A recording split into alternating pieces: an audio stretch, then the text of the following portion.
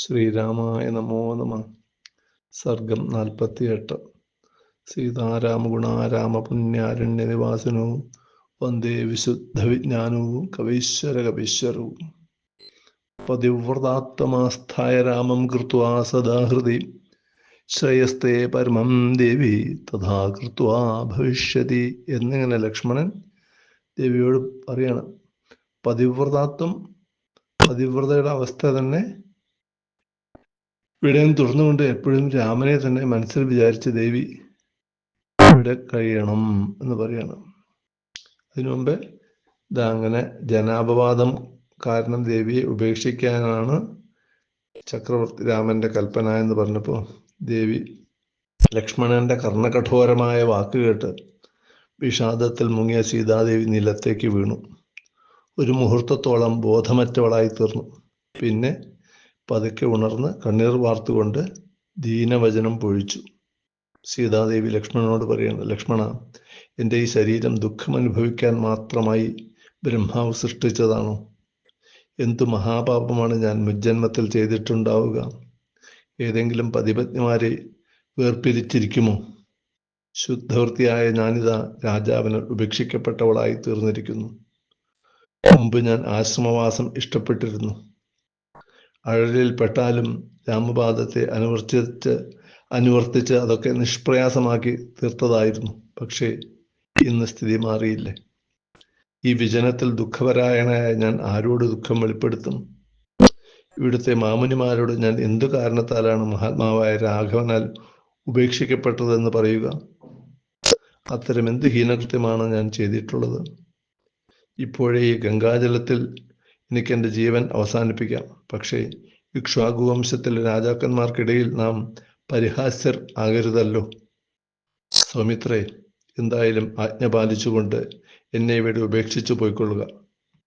പക്ഷേ ഞാൻ പറയുന്ന വാക്കുകൾ ശ്രദ്ധിച്ച് കേട്ട് തന്നെ പോകണം. എൻ്റെ കുശലം ശ്വശ്രുക്കളോട് കൈക്കൂപ്പി പറയണം.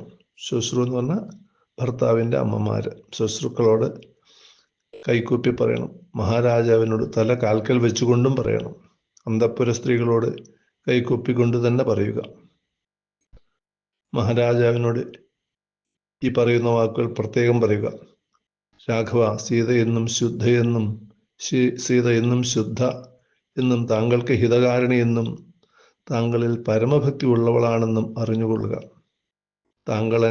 താങ്കളാണ് എൻ്റെ പരമമായ ഗതി. താങ്കൾക്ക് അപവാദം വരുത്താതെ നോക്കേണ്ടത് എൻ്റെ കൂടി കർത്തവ്യമല്ലേ? രാജാവിനെന്നും സൽകൃതി ഉണ്ടാകട്ടെ.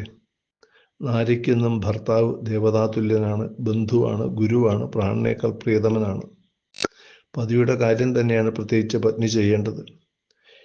എൻ്റെ ക്ഷേമതൽപരനായ രാമനോട് ഇതുകൂടി പറയൂ, ഞാനിപ്പോൾ ഗർഭിണിയാണെന്ന്.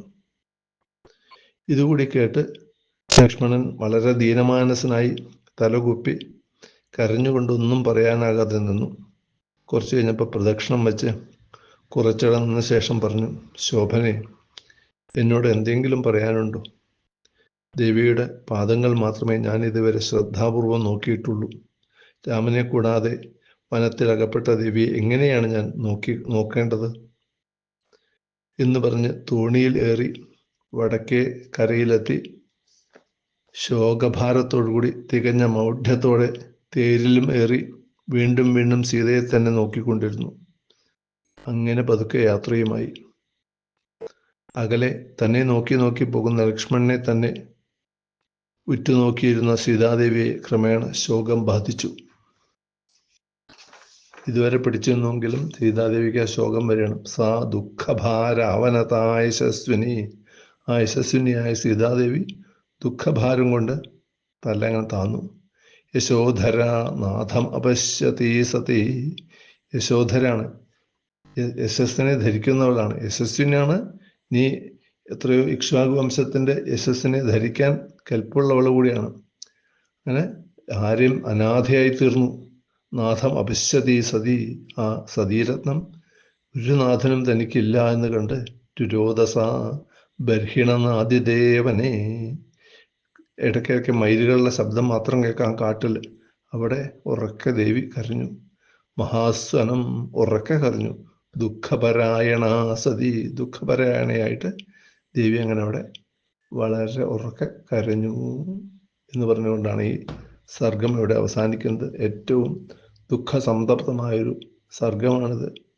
പക്ഷെ ഇതെല്ലാം ശ്രീരാമൻ്റെയും സീതയുടെയൊക്കെ ലീലകളാണ്. മനുഷ്യജന്മത്തിൽ ഇങ്ങനെയൊക്കെ ഉണ്ടാവുമെന്ന് നമ്മളെ പഠിപ്പിക്കാൻ വേണ്ടിയിട്ടുള്ളതാണെന്ന് ഓർത്ത് നമുക്ക് സമാധാനിക്കാം. എന്തായാലും സീതാരാമന്മാരുടെ അനുഗ്രഹം നമുക്കുണ്ടാവട്ടെ. അപദാം ഉപഹർത്താരം ദാതാരം സർവസമ്പദാം ലോകാഭിരാമം ശ്രീരാമം ഭൂയോ ഭൂയോ നമാമ്യഹം.